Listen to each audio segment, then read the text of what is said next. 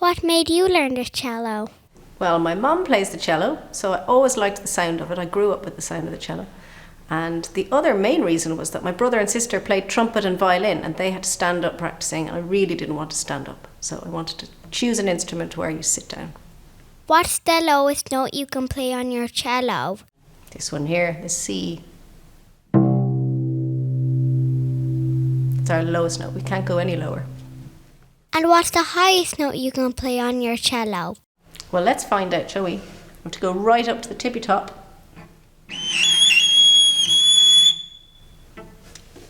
What's down the bottom of your cello?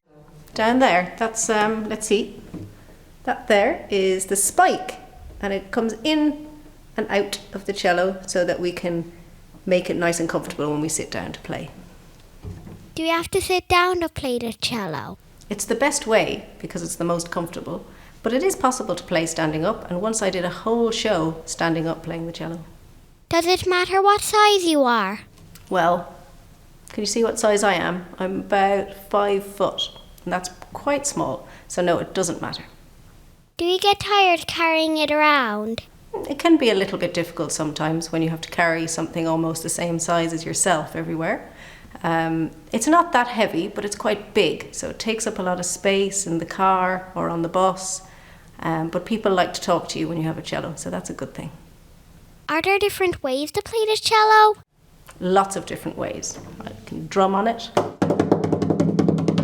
get some nice sounds that way. We can do this with the bow, that's my favourite. I can play down here, make some weird scratchy sounds, play on the bridge. Can play on the peg. Should we try that one? Makes a little squeak. Lots of different ways. Where does your cello come from? My cello comes from London, and it's almost 250 years old. How old were you when you started to play the cello?